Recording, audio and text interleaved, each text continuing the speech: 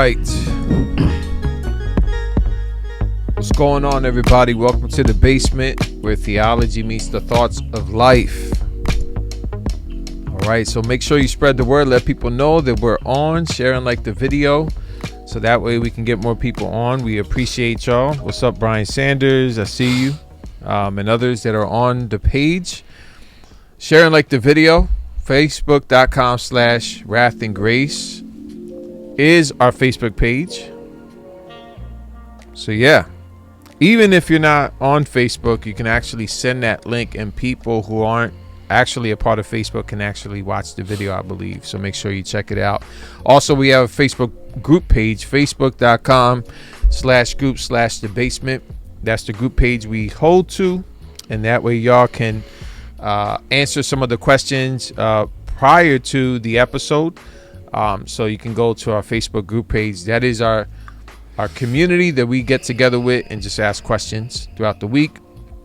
Also, we have a website, wrathandgrace.com. You can go to the website and purchase t-shirts, hats, all sorts of things you can get there. I don't know if we have hats on the website.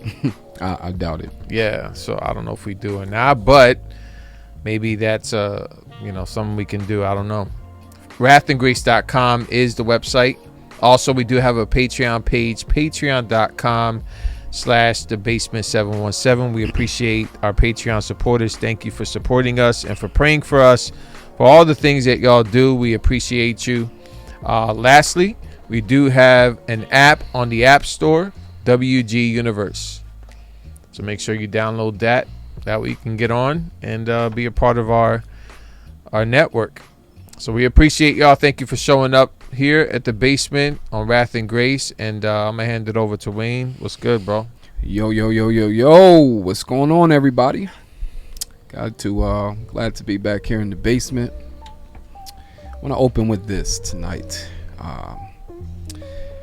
This will be an episode like one that we've never done before. It'll be similar, but it won't be the same as something that we've done before. Let me open with this. Ecclesiastes 3:1-8. For everything there is a season and a time for every matter under heaven. A time to be born and a time to die. A time to plant and a time to pluck up what is planted. A time to kill and a time to heal. A time to break down and a time to build up. A time to weep and a time to laugh, a time to mourn and a time to dance, a time to cast away stones and a time to gather stones together, a time to embrace. Well, I think you guys get the point. There is a time for everything, right?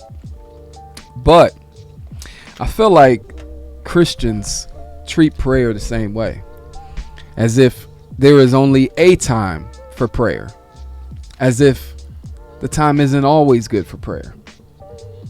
Well, we'll pray in a few weeks at our prayer meeting. That's when we'll get serious about praying. Or we'll pray whenever things get bad. Think about this. After Paul tells us to put on the armor of God, what does he tell us to do? Ephesians 6:18-19. Praying at all times in the Spirit, with all prayer and supplication.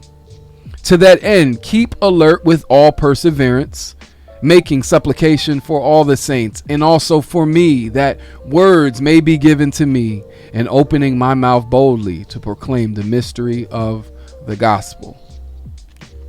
He tells us to pray. And not only pray, but pray in the Spirit and to pray for others. Specifically, he was asking for prayer for himself. So tonight we will discuss today's lack of emphasis on praying persistently.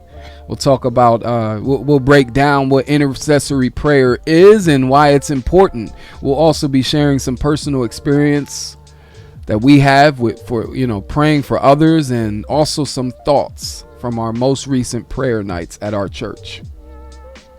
All of this and so much more right here in the basement, where theology meets the thoughts of life. Episode 111, A Time for Prayer. Sounds good. So everyone that is watching right now, shout out to y'all. Why don't y'all go ahead and hit the share button, hit the like button. You know how the algorithms work. The more interaction we get with the video, the more people will see this video, and we can reach a broader audience. Let's let the gospel of Christ be shared across our timeline. So go ahead and share that video and interact with us.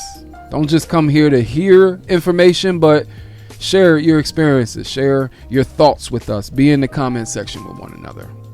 Y'all ready for this? Mm-hmm. All right. We always start with a question. I got a question for the audience tonight.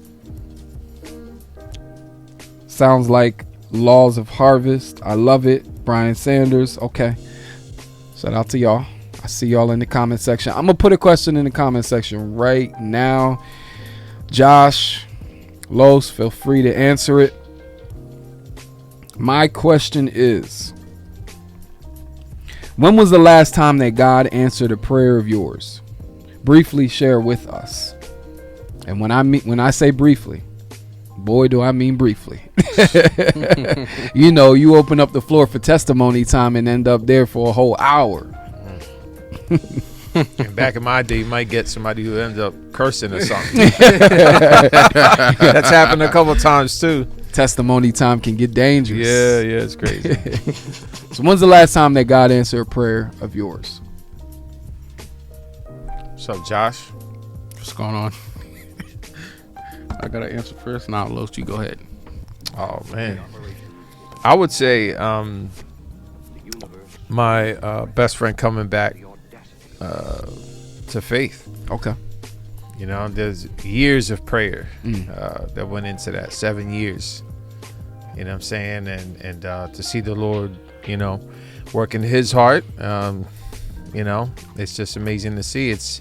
There's a couple other folks I've been praying for that I'm seeing coming back that I think we've as a church have prayed for, that have reached back and said, yo, I'm feeling convicted. I missed the church. So I do believe prayer is part of, you know, God's sovereign work, where he's using prayer to soften people's hearts. And so when we pray, God hears it and he uses it to implement his will and his purpose. So that can sound confusing to some Calvinists, but it's the truth.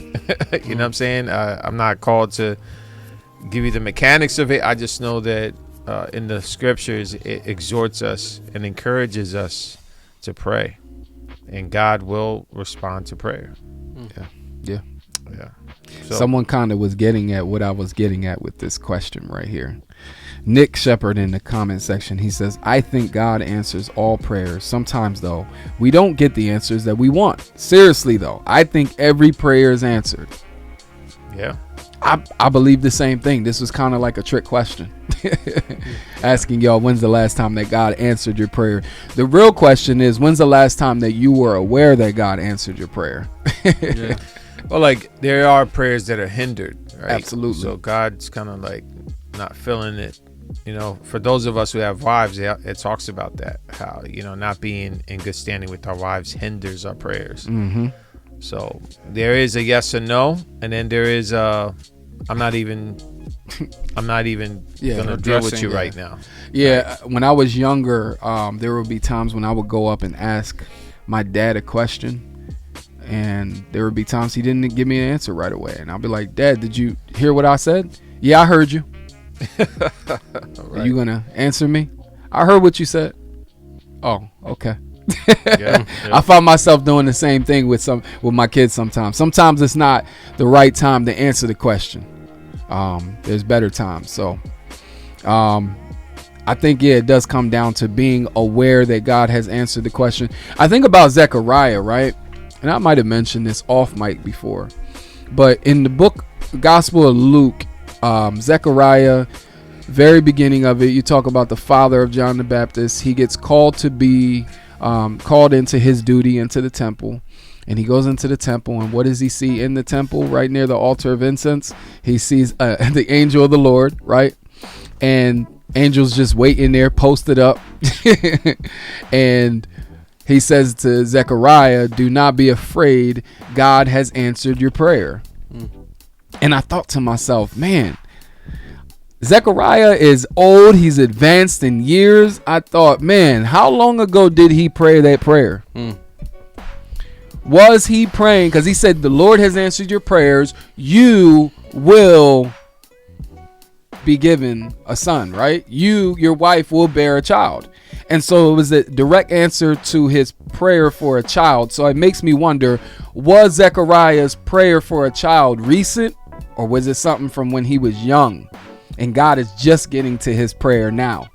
It's possible. And I thought, man, like, God is truly above time. He truly transcends time and space. And, sometimes we may pray a prayer now and may not receive an answer to that till years later. Yeah. So, yeah, we can move forward. Los, you got any updates on Ukraine? And the reason why I asked that is because lately that's all we've been seeing everywhere is pray for Ukraine. And I've seen, even as I was driving home today from work, I seen someone walking with a sign and it said honk if you're praying for Ukraine. Everywhere we look. Yeah. Are there any updates on that situation? Yeah, there's a lot going on. But there have been face-to-face talks between Russian and Ukrainian officials. They're trying to, during the invasion, trying to find common ground. It's crazy. I don't know how I would be able to look across. You know what I'm saying? Face to face when you're invading my country. Right. It's very difficult, man. So the president of Ukraine did stand in a meeting where he's hopeful that something would happen, but and then he's also discouraged. He's going back and forth, you know what I'm saying, and rightly so.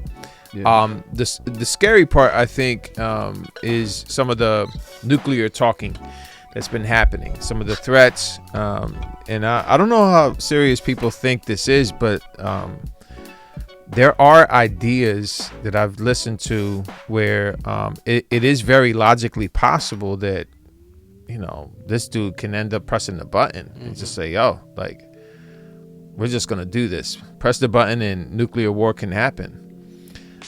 That's very possible. It is. You know what I'm saying? It's not far-fetched. And this is just escalating the issue. So we should focus on de-escalation. Mm-hmm. But instead of America going to war and other countries, the NATO countries going to war, what they're doing is financial war. So a lot of Russians don't have access to ATMs now. You can put the camera on you as you. Oh, my bad. Right. So yeah, I think there's a lot of financial, warfare going on in a sense where Russia's going to be pushed more to be more disconnected financially from the world. So that's happening there. So a lot of sanctions are happening. And I also found out that 500,000 refugees have fled the Ukraine to neighboring countries. That's not good. That's not a good sign. That's usually how a war starts, when you start pushing into other countries. So there's a lot going on. Nothing has de-escalated. If anything, it's pushing more towards Russia invading and taking over. Now I found out that Russia also invaded Georgia, but they toppled the government and replaced it with one that's more pro-Russia. So I don't think this is the case here. I think it looks like he just wants to take over the country and make a statement. But this is not good. And we need to be on our toes and definitely need to pray that somehow this de-escalates. And there's nothing showing that's going to happen, at least immediately. To add to that, just about updates, like I saw that the world has satellites obviously above Earth, and they saw a 40-mile long military convoy, Russian military convoy, that's heading into the capital city. So it doesn't look like pretty much the peace talks don't really matter. You know, he's not de-escalating. I think he's gung-ho about this whole thing. You know what I mean? Like it don't look like he's slowing down. He's not slowing down. Yeah. And the one thing that is really got people on the edge is what you said about the nuclear talks, where he's telling the world, don't interfere or there's going to be nuclear repercussions. So in the world, they're sort of hands off. Like, you said, you give them sanctions, prevent people from accessing money. Well, Ukraine's not a NATO country, and that's what they're kind of fending for themselves in that sense. You know what I'm saying? And so I think part of his issue was he didn't want it to be. He don't want neighboring countries to be a part of NATO. Right. Yeah. And he made that clear. So I think this could have been avoided to some extent. If it was a NATO like country. chill on the NATO talks for Ukraine, but find some common ground with Russia then. But yeah, it's a complicated thing at the same time. But the fact that there's talk of nuclear war, that's not nothing small. I would say now the world in general is trying to this is not exaggeration. They're trying to prevent World War III, because like you said, you got NATO, which is an alliance of 30 countries that are trying to prevent Russia from doing more that would cause the whole world to get into a whole battle. It's really, everything's on thin ice right now with that whole situation. Yeah. Oh, man, that's unfortunate. It's crazy what's going on right now. So obviously, it's still pray for Ukraine, right? And Russia. And I was gonna say, but is it pray for Russia though? We should. Yeah, there's Russian people that are actually not able to travel to the United States now. Their finances are being affected. Hunger could be an issue. You feel like there's been a lack of emphasis on pray for Russia? Oh yeah, but Russia's the aggressor, so you're gonna have that, But people forget that the government is not necessarily the representation of the people. Being that I think in their setup, the government is pretty much the bully. They're gonna do what they want, and that's slowly happening here. Not slowly, I would say it's already happening in the United States, where the government no longer are representatives; they're rulers. So when you have rulers for the governing body, you've lost your democracy at that point. And I think Russia definitely has rulers, oligarchs, and people that are just lording over people rather than representing people. So that's the problem. So here's something I was thinking. Like, we live in a culture that says it's okay as long as you don't touch. You can look but don't touch, right? We live in one of those cultures where, look but don't touch. Many spouses are okay with their spouses looking at somebody else as long as they don't physically cheat, right? And that's kind of how we look at everything. We don't ever take it back to the heart, right? We just kind of look at it like, was there an action that was committed? If not, then why are we even having this discussion when God really looks at our heart at the end of the day, right? Whenever we are not speaking out so much, like, don't care about Russia, right? I don't hear any people saying, nah, forget Russia, I'm not praying for them. But the lack of care for praying for Russia, that kind of says something. Like, are we drifting, the church, the evangelical church, are we drifting away from praying for our enemies? Is that still being held up? Is that like, when I think about Matthew 5:43-48, Jesus says, you have heard that it was said, you shall love your neighbor and hate your enemy. But I say to you, love your enemies and pray for those who persecute you, so that you may be sons of your Father who is in heaven. For he makes the sun rise on the evil and on the good, and sends rain on the just and on the unjust. Like, if we think we're good just because we're praying for Ukraine, like, why would we not take it to the next level and pray just as much for a country like Russia? Yeah, I don't want to paint a broad brush and say that Christians aren't Right, praying for the enemy. I'm asking, is there a lack of emphasis on that? Like, have you seen just as much pray for Russia? I think there's a lack of emphasis. Yeah, I would say. I think it's partly because the emotional draw that comes with victimhood. Yeah. When we see the pictures, when we see the videos of Ukraine and their suffering, when you see videos of bombs dropping on buildings, and when you see that video of a tank running over a car, that has an emotional draw to it.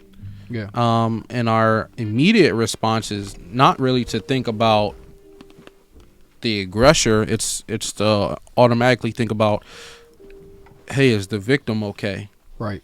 We need God to immediately intervene for the victim, but I think we overlook the fact that God is still a God that not only takes care of the brokenhearted, the people who are victims, but He also can soften the heart of enemies. He can also soften the heart of people who are acting evil. And quite frankly, to bring it, back to our own salvation, God has softened our own hearts. Yeah. So He can definitely do it with Russia. Yeah. And most importantly, He can do it with President Putin, the president of Russia. I feel over the last couple of years, and maybe it's just something I've been noticing more of. Amen to what you just said. I'm just adding on to it. Mm-hmm. I've seen more Christians, and maybe just because social media makes the voices louder, right? I've seen more Christians justifying and being okay with just praying imprecatory prayers against our enemies and stuff like that. Like, you believe that's something that we should be in the practice of doing? It's crazy that you brought that up, because I was watching yesterday. I was watching Ligonier was doing an Ask Questions John with Derek Thomas, our boy that we was just watching. Yeah. And someone asked Derek Thompson online about the situation that we're talking about, Ukraine and Russia, and someone asked him specifically, is it okay for us to do what they did in the Psalms and pray those type of prayers against our enemies? And he said straight up, yes. Now, he explained his reasoning for it, and he basically said that it was okay because we see it in the Bible, but also because you want evil to stop. You want God to intervene. You want God to punish evil. You want God to punish sin. And so he made it a point that, yeah, it's okay. I had conversations with another brother actually a year and a half ago about these imprecatory prayers, and he fell on the other side of it. He said, well, that's not something that principle that we should follow. So I don't know where I land on it. I think if it's in the Bible, then I think there's maybe some room for that. But what Jesus says, I think, is be praying for them, not praying for their downfall, but praying that God would have mercy on them. But that's opening a can of worms. I don't know. Go ahead, Los. Go ahead, Los. I'm just waiting. I'm trying to be patient. Yeah, I think so. In light of, I would argue that in light of Jesus fulfilling the law, that our posture should be praying for our enemies, doing good to those who persecute us. That's now the new standard. Okay, all right. Just want to make sure. Yeah, I think that that's 100%, 1,000% where I'm at. Only because that's post. I do believe it centers around the fulfillment of the law. You know what I'm saying? And so when Jesus fulfilled the law, right, he took upon the wrath of God. He took upon the law breaking we all took. Yeah. So then our posture at that point for lawbreakers is to pray for their salvation and also to do good to those who do persecute. At the same time, I don't know if this is imprecatory specifically, At the same time, we should pray that God will bring about justice. Absolutely. So where's that line, I guess? I think the line is for God to punish the evildoers for what they do, because he's just. But I think in the context of, a society, or even like a wrongdoing done to you personally, that's where it gets sketchy, I think, because we're called to not only allow them, we're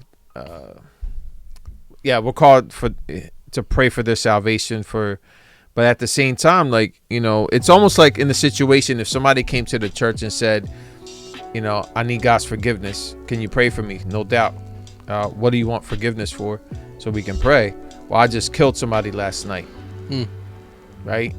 I'd pray for them and be like, yo, you need prayer. God can forgive you, but we need to go to the police station.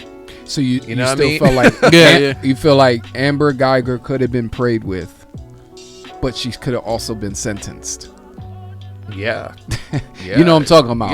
Yeah. The Botham Jean joint, where it was like one or the other. Like, people were getting mad at Botham Jean's brother for praying for Amber Geiger. I remember that. Yeah. Remember that? Yeah, and we did the episode on that one, and people were getting all mad. And it's like, well, you can still pray for somebody, but at the same time, look for the justice to be handed out to them. Yeah, I think you're obligated. I would be obligated to take that person to the police station. And if not, I got to tell the cops that what you did. You know what I'm saying? So, like, I think in the context of law, at least like social, in our context, like, law has to be,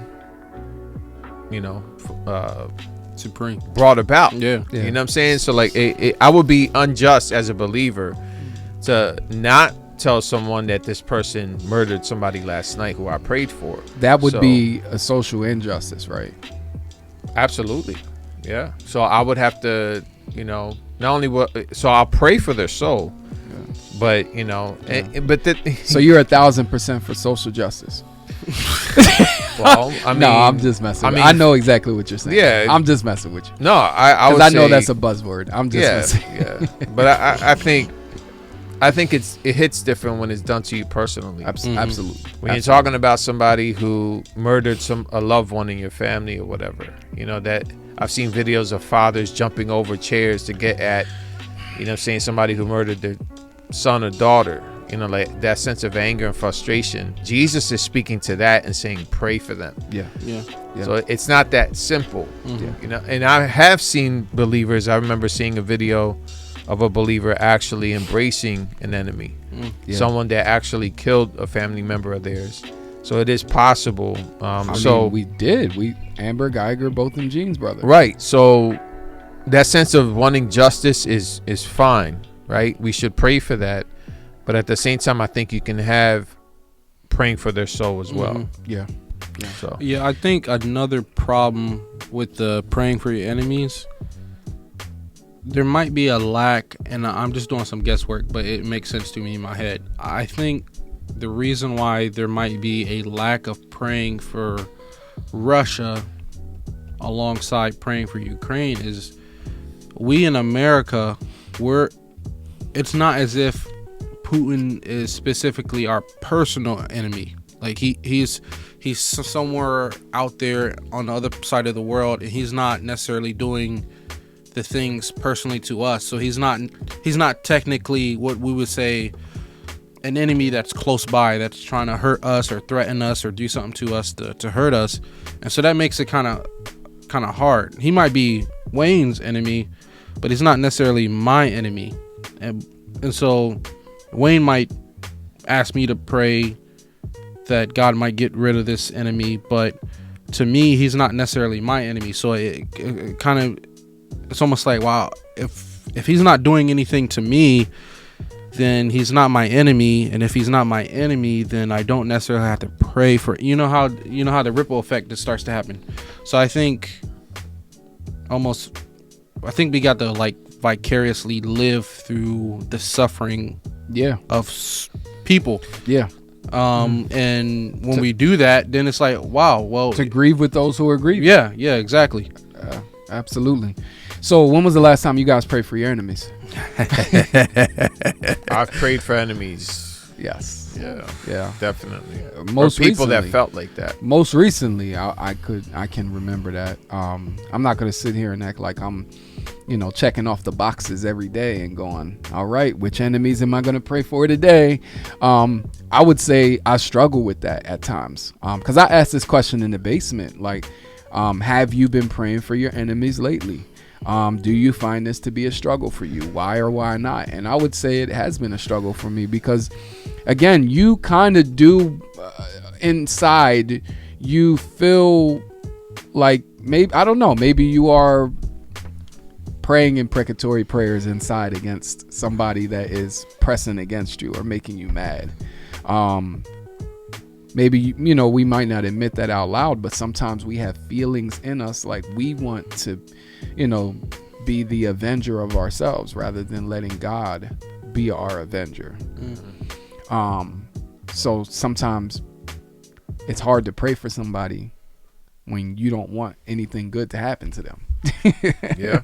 like their any blessing in their life will ultimately, you might feel like it'd be a curse against your life. Mm-hmm.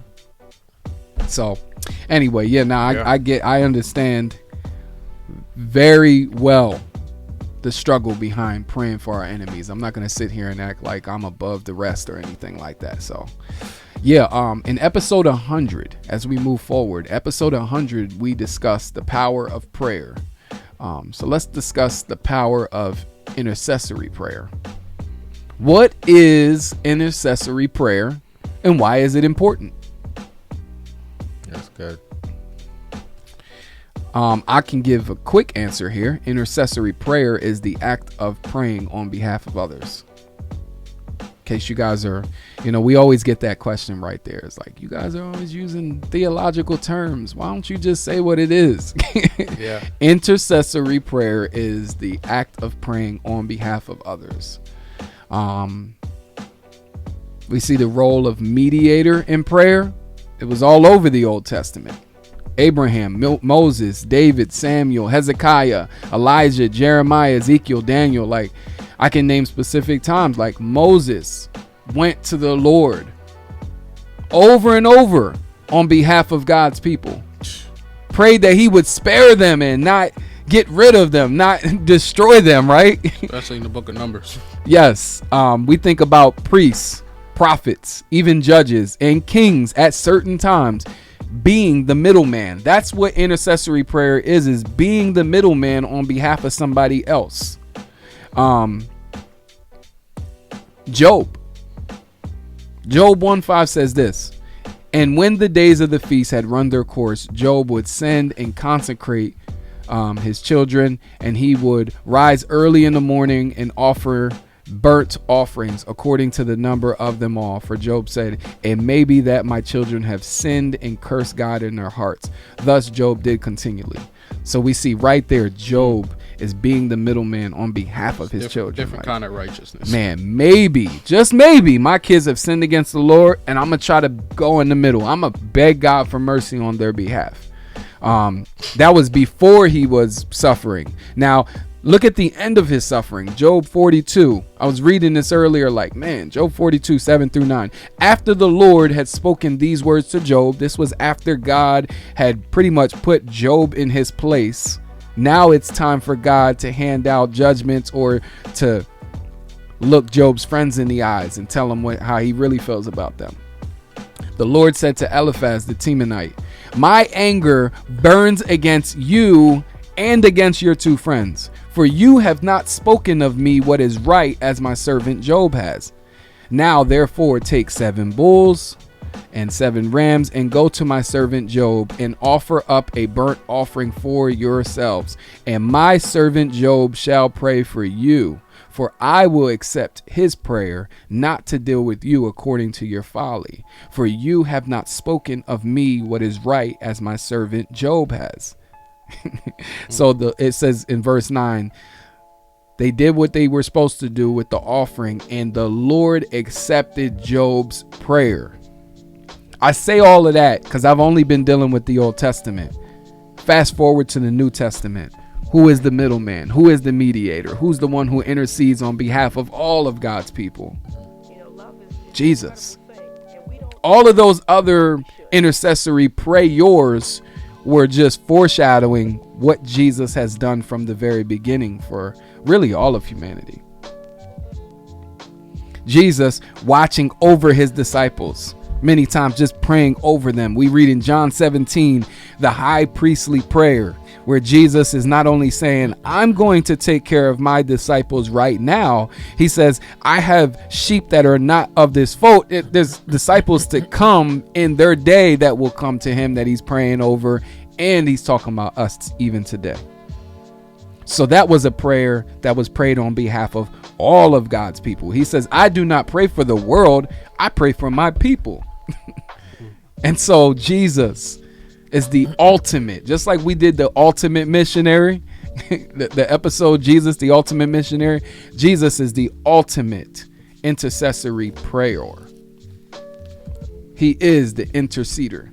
Hebrews talks about it all throughout the Bible. Jesus is spoken of as interceding on behalf of God's people. Therefore, if he sets that example for us, we should be doing it for others. We should be interceding on behalf of others. We should be on our hands and our knees praying on behalf of others, like Job and Moses and all the other faithful men and women of God.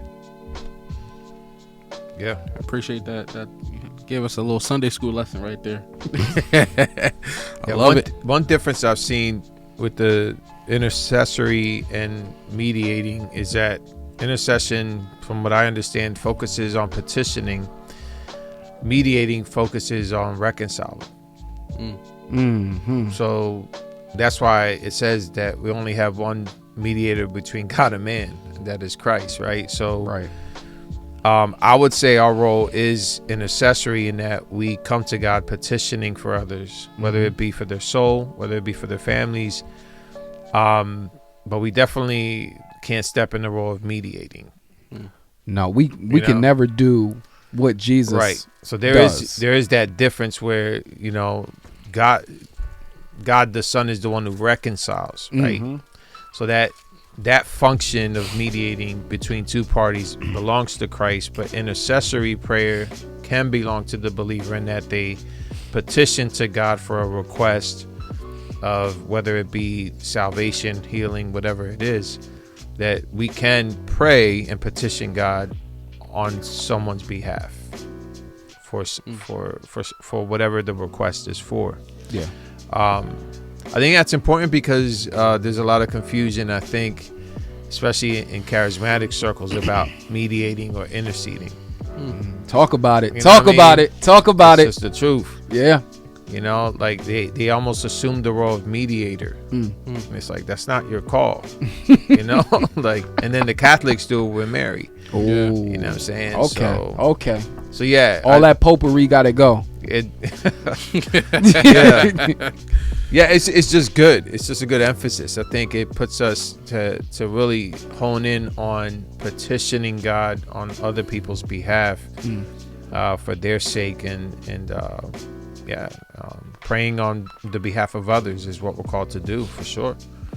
But mediating, that we look to Christ. Yeah. For that. Yeah. I think we as a church, when you're doing the announcements on Sunday and we're praying for the ministries, you always say, let's make sure we're keeping each other in prayer throughout the week. That cannot be emphasized enough. It has to be repeated every Sunday, every day.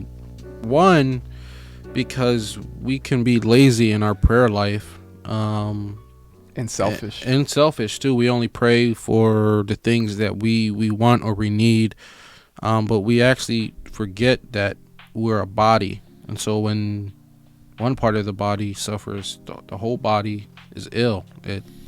You know what I mean? So, and I don't do this perfectly. Like you said, sometimes you can be extremely selfish in prayer, but we have to remember, if you love the body, if you actually are a Christian and you love people, you will pray for them you will pray to God on their behalf.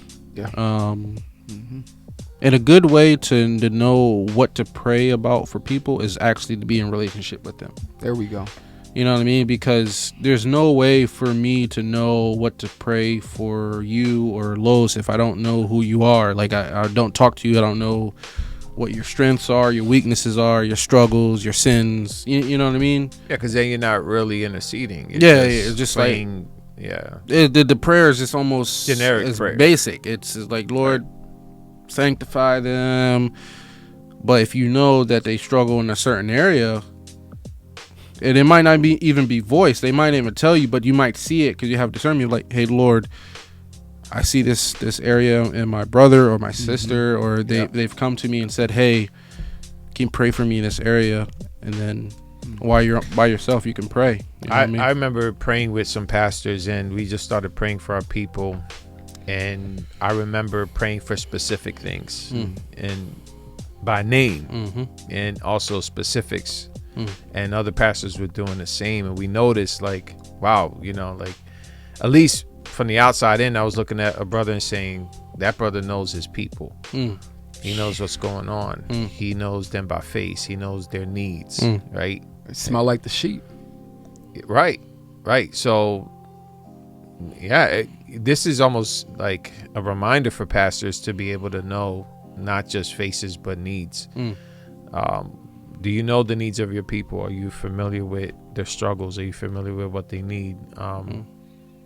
So that's if you can't do that, you're not really interceding. Yeah, now I'm reminded of that passage in Acts where they give the deacons, and then he says, so we can focus on the preaching of the word and prayer. Prayer, right? You know what I mean? Like some pastors today just focus on preaching, and managing the church. Yep. And the two things that they said that were most important. A lot of times you see people that are just worried about managing the church and really organizing their leaders and delegating responsibilities. And they're saying, preach the word, pray for the people. Bring back that. Preaching the word, praying for the people. Right. And if you're praying for the people, then you'll be more effective when you're preaching the word. And managing. And managing and all of those, delegating, all of that other stuff. Like, how Jesus says, seek ye first the kingdom and all of these things will be given to you. As a pastor, if you seek to preach the word and pray for the people, all of that other stuff as a pastor will be given to you by God. Like, you don't have to be stressed out about, am I managing the church right? If you're doing those other two things, like, God will provide. Yeah. It's just a lot of times we have trust issues. Like, if I spend too much time preaching and praying for people, the other stuff will get neglected. And no, God will provide. No, prayer stirs your heart for the people. Yeah. And preaching is how you feed the people. Yeah. He's like, I got you know what I mean? It's like, once you're feeding and you're caring, you're going to know their needs. You're going to know how to manage, the church well for them. It's just, but it is the other way around. A lot of times people think that I have to be a good manager to be a good pastor. It's like, no, you have to be a good shepherd to be a good pastor. Yeah. If that makes sense. Like, or to be a good manager of the church. So that's good. That's good. Were there any thoughts you had? Because Daniel 9 is like, it's a wonderful model of intercessory prayer. It got all the elements of intercessory prayer. I did get some resources from D.A. Carson. I would encourage you to get his study Bible. The Zondervan study Bible from D.A. Carson is one of my favorite study Bibles of all time. And also John MacArthur's study Bible. Those two guys killed it with this section. But one of the things, the first that MacArthur points out in his take on it is that true prayer in verse 2 is in response to the word he says. In verse 2 of chapter 9 of Daniel, it talks about, it says, in the first year of his reign, I, Daniel, perceived in the books the number of years that, according to the word of the Lord to Jeremiah the prophet, must pass before the end of the desolations of Jerusalem, namely 70 years. So there is that sense of, the prophet beginning with the word of the Lord, establishing that, as he continues, to continue with prayer. Then you also see the second thing, true prayer is characterized by fervency. In verse 3, he says, then I turn my face to the Lord, seeking him by prayer and pleas for mercy with fasting and sackcloth and ashes. Wow. So there is this sense of fervency, this desperation that true prayer embodies. The third thing they say, true prayer remembers God's covenant promise. And we talked about that with Mary and Zechariah's praise.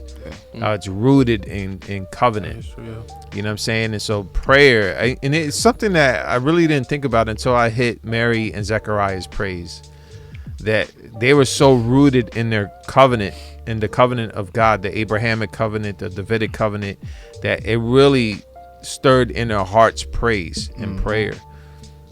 So I would encourage studying those covenants, and then I think you'll be encouraged. Praise will proceed. Yes. Yes. The fourth thing, true prayer is identified with unselfishly. It's identified unselfishly with God's people and strengthened by confession. You see this in verses 5 through 15. Verse 5, he says, we have sinned and done wrong and acted wickedly and rebelled, turned aside from your commandments and rules. So there's that sense of confession. Verse 6, we have not listened to your servants, the prophets. Verse 7, to you, O Lord, belongs righteousness, but to us open shame, as at this day to the men of Judah, to the inhabitants of Jerusalem, and to all Israel. So you begin to see, I can keep reading, that there's this confession piece to prayer. And he includes himself too. Yeah. All Israel has transgressed your law and turned aside, refusing to obey your voice. All of Israel. We have sinned against him, he says in verse 11. And so confession, I think, is important when we talk about interceding or praying for others. Maybe we should start with praying and confessing our own sin, admitting that we are sinful and repent for our sin before we try to pray for other people's. So number 5, true prayer is dependent on God's character. You see that in verses 4, 7, 9, and 15. Throughout, you're going to see God's character on display out there. God's a deliverer. In verse 15, and now, O Lord our God, who brought your people out of the land of Egypt with a mighty hand and have made a name for yourself. It's like depending on his character and who he is also a great way to intercede. And number 6, true prayer has at its goal God's glory. And you see that in verses 16 through 19. So I think these things will embody, according to Daniel's example, it's a good example of interceding. When you have confession, depending on God's character, reminding yourself of the covenant act that God did in the beginning on your behalf, the Abrahamic covenant that extends all the way to the Gentiles. All those things will stir up a good intercessory prayer for you, putting yourself at that place of confession and repentance so that you can then pray for those who need repentance and need forgiveness. Wow. Amen. Kind of reminds me of Jesus, the Lord's Prayer. Had the God's glory, had the confession, the repentance part. Had those similar elements. Absolutely, yeah. Give us this day our daily bread. Right. Yeah. So this corporate way of going to God, you feel like there's a heavy enough emphasis on that in today's church, or has this become a lost practice in the modern church, like corporate prayer? Yeah. I think with doctrinally focused churches, it does get lost. I don't know what the reason is behind that pattern. I think, I went to more prayer nights in my Pentecostal days. Absolutely. Than I did in my Reformed days. Same. Yeah. And I learned more about prayer in those circles than I did in the circles I'm in now. But I think there might be there might be almost like a mistake made where Reformed people, especially, are trying to maintain reverence, but they're losing intimacy. They're losing. You know what I'm saying? I'm just saying. I'm trying to think this through. I think it's true. Like, they're almost scared of that relationship being intimate to an extent. Like, God is a father too. Mm-hmm. Right? I try to tell people, yeah, he's a king, but he's also father. So, you know, yeah, you can do both. No longer do I call you servants, right? But I call you friends. Yeah. Are you a friend of Jesus? Is Jesus your friend? Yes. But to answer your question, maybe the problem that we have in terms of not seeing more corporate prayer is we just don't add it to our liturgy. So it might not have nothing to do with a desire, but just a lack of proactiveness on our part. So let me add to that real quick. Okay. So Jesus, as he was rebuking the Pharisees, he didn't say to them, "You have rejected God's word." He said, "You have neglected."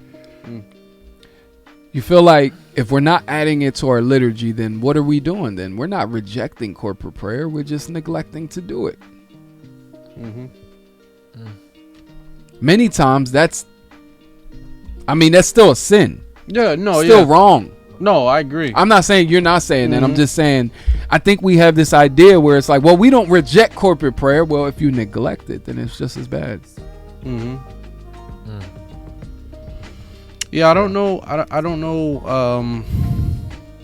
why that is. Is it ignorance? Is it forgetfulness?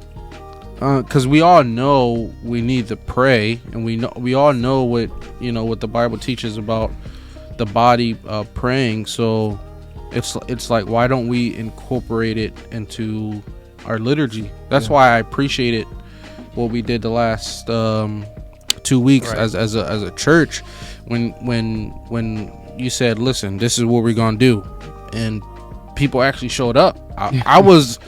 And to be honest, I was surprised, and that's not a knock against the people of our church, but I was like, wow, there's actually a lot of people that actually came to these prayer nights, and it was just a beautiful thing to see because there was a sense of intimacy.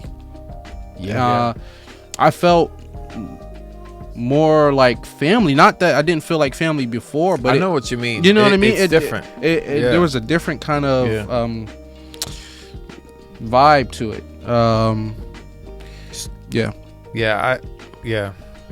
I think maybe the struggle with prayer is because it doesn't feel reciprocal. Feels like a monologue. And preaching and systematic theology and all the we have interactions, right, back and forth, but prayer doesn't feel back and forth. And maybe some people are committing the sin of disinterest because of that. You know what I'm saying? That's why a healthy doctrine on prayer is important. Like teaching people what prayer is, showing them Matthew 6. There's a lot of reasons, a lot of ways of there's a lot of wrong ways to pray. And Jesus in Matthew 6 talked about not practicing your righteousness before others. When you pray, you must not be like the hypocrites, for they love to stand and pray in the synagogues and the street corners to be seen by others. You know what I'm saying? So like prayer is an intimate,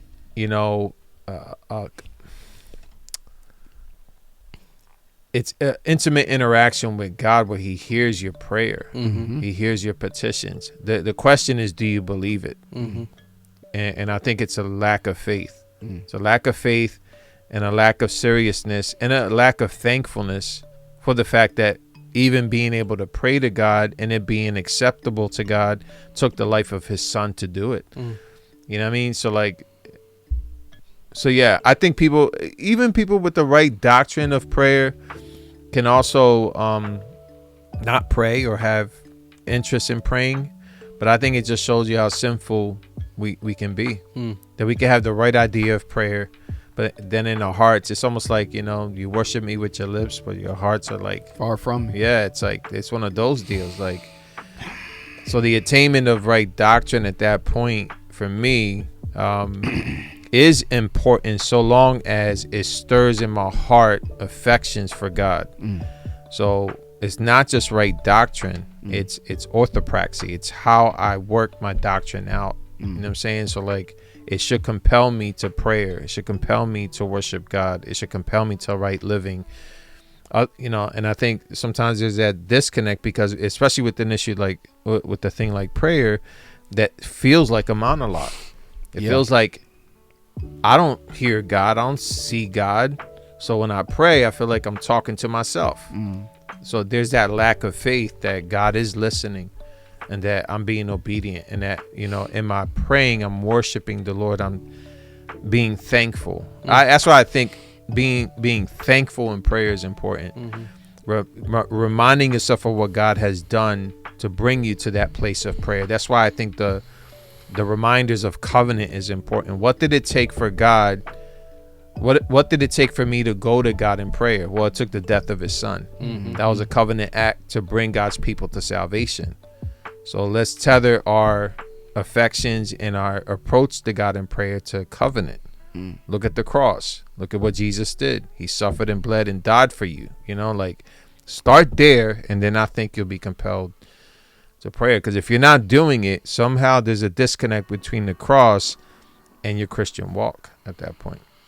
Yeah, Charles Spurgeon, he wrote a book called The Power of Prayer in a Believer's Life. And the first few chapters, he really goes into detail, strenuously trying to give us a visual of what prayer is actually like. And he's describing it as us going actually to the throne room of God. We're actually approaching a king. We're approaching the God of the universe. We're going as poor and needy, in need of forgiveness, oftentimes mercy, in need of help in all sorts of situations. And so he gives, in those first few chapters, he gives a beautiful visual of what it's like to actually approach God in prayer. And even in Hebrews, I talks about we can go boldly in confidence and go to the throne of God. So I think maybe a problem that we have with prayer is we don't recognize prayer as what it really is. It's full-blown you coming into the throne room of God himself, where he's sitting on a throne and he's actually listening to your petitions. He's actually listening to your prayers for others. He's actually listening to your cries, your weeping, your mourning, your pleading for help.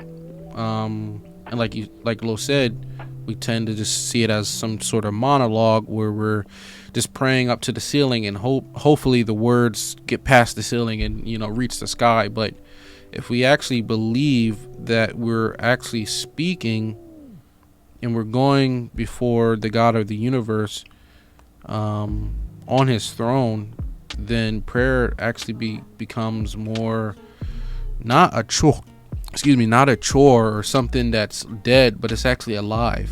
We're actually involving ourselves in something. He's like, this beat is cold. I'm sorry, this beat is actually a Christian. That's a Christian this beat is crazy, yo. It's a Christian dude on there. I'm listening to you. That's the bop. That's the bop Montel right there. Fish. Yeah, shout out to Montel I know Fish. exactly what that is. I was like, yeah. Woo. Anyway. But yeah, I think if we view prayer as we're actually going before God and he actually hears us, then I think prayer becomes more powerful. That's good. So as we start to conclude here, I thought maybe we can just give our personal thoughts, from personal experience at our most recent prayer night. What were some things that were on your heart as we were praying? What were some things that you set up one prayer night, I set up the other.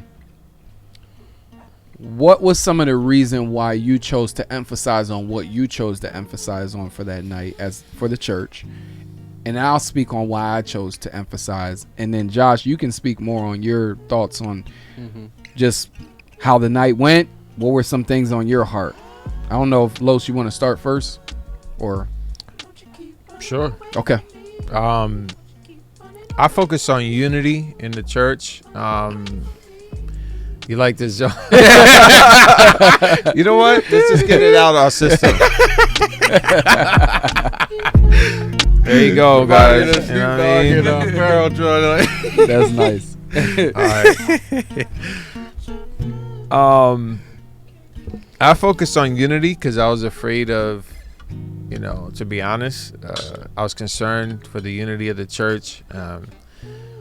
And as a pastor, when you see things that try to come against the unity of the church, you pray. One thing I didn't do that night was I'm trying to remember. Yeah, John 17. So when people try to cause division in the church, they're working against the prayer of Jesus in John 17. Mm-hmm. You know what I'm saying? And so when people do that, that's a concern. You're working against the prayer of Jesus for the church to be one. Mm-hmm. And so I just felt the need to pray for unity in the church, that God would preserve us and keep us, that he would continue to bring us together as God's people. That's important. It was important to Jesus in John 17. It should be important to us today. That's good. That's good. Josh, you were there that night. Mm-hmm. What were you thinking? Both nights. Yeah, I was there both nights. And you were the one who came to me right before it. You were the one who sparked it up. You said, yo, why don't we have prayer nights? I feel like we need to be praying together as the church and all of that. Yeah, it might have been me or Rome. Someone. Maybe. I know you were there whenever Yeah. the conversation came up. Yeah, I know we came together as a church before at people's houses before. We went to the Walls one time, did a prayer night. We were over at Los's the one night and did a prayer. Yeah. But it was nice to actually gather in our building and to be able to just sit in the pews, and it's nighttime. It's a different setting, different environment. We're all probably tired from working our day jobs. We're going through life. It's Wednesday now, so it's 3 days removed from Sunday. So we probably have burdens, sins that are on us. So it was nice to actually just come together and be like, hey Lord, we want to come to you in the middle of the week, and pray. But like I said earlier, it was very family. I just enjoyed it. There was intimacy that I don't know if I can ever grow tired of, you know. And then I think another thing that I felt was I can keep on going. I was like, let's make the list longer. Yeah. It was one of those type of things where I actually wasn't tired because, what were they, like an hour long or whatever? Yeah. The prayer sessions. But, you're getting up to 40 minutes, 50 minutes to an hour. It's like, this doesn't feel heavy. It's just like, let's keep on going. What else we got? And we keep on praying, which goes to show you that our minuscule 2-minute prayers that we do by ourselves at home it's blasphemous. What it is when we can come together as a corporate body and just pray for a whole hour and not grow weary of it. So that's good, man. I'm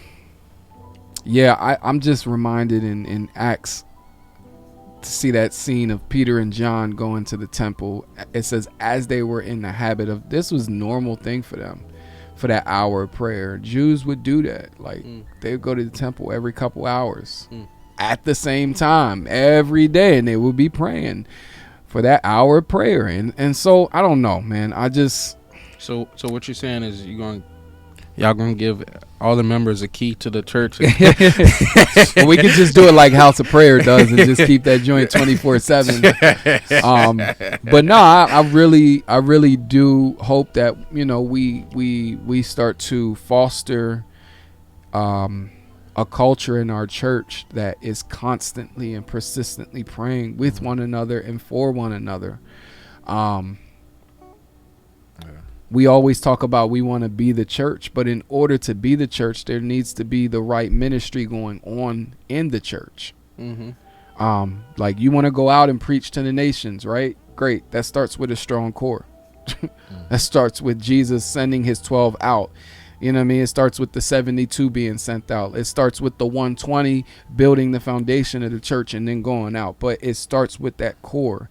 And so one of the emphasis that I wanted us to pray on that night was the ministry of our church, the faithfulness and the steadfastness of the leaders, and the way that we reflect the love of Christ towards one another and meet the needs, right? Mm-hmm. The church, what is going on with the ministry of the church? And then it always comes back to self. What are you doing specifically? What are you doing individually? I can't be responsible for Josh's actions. Like, I can't make you do something, but I'm responsible for me. Mm-hmm. And if I care about others, then my actions will reflect that. Mm-hmm. So it's my thoughts on it, man. I ain't gonna go too much further. I know we already went past the hour mark, so this is where we conclude this episode of The Basement, episode 111, A Time for Prayer. Amen. So this was a good one. This was an easy one. I felt like I didn't have to prepare, kind of. You didn't prepare? No. Well, I did. I thought about it. This one was definitely built off of experiences and thoughts. And I did tell you we were going to cover the technical stuff. Me and Lowe's kind of covered the technical. But yeah, we appreciate you joining us, Josh. And everyone that's watching right now, shout out to y'all. You could you not stay with us for 1 hour? Come on, y'all. That's all we were asking. No, that's good. Could you not? No doubt. All right, y'all. Well, thank you for joining us here tonight. Continue to pray for us, since that being the theme. That's something we should do for one another. So we appreciate y'all. Thank you for joining us at The Basement, where theology meets the thoughts of life. You already know the plugs, the Patreon page, patreon.com/thebasement717. If y'all want to support us, thank you to our Patreon supporters. Website, wrathandgrace.com. Go to the website. Check it out. Also, facebook.com/the groups/the basement. My bad. I kind of forget. Yeah, I always remember that. I got that by memory, and I forgot. I'm tired. That's what it is. The old head is tired today. It's all good. So facebook.com/group/the basement. Shout out to Nick Shepard for hanging. Straight up. You know what I'm saying? You get 1,000 points, bro, and inbox me and you'll get a prize. It might be 2,000 points. You know what I'm saying? But shout out to Nick Shepard. Yeah, man. Bro. Shout out to everybody that's watching. I know it doesn't show everybody's name, but shout out to y'all and the ones that'll watch this later on. Yeah, for sure. Jesus prayed for his sheep that were with him and the ones that would come. So yes. Shout out to the viewers now and the viewers that will come. Those who will believe. Well, all right, y'all. Thank you for joining us tonight. Josh, thank you. And everybody have a good night out there. Good to be God with you. bless. Peace, love, and happiness.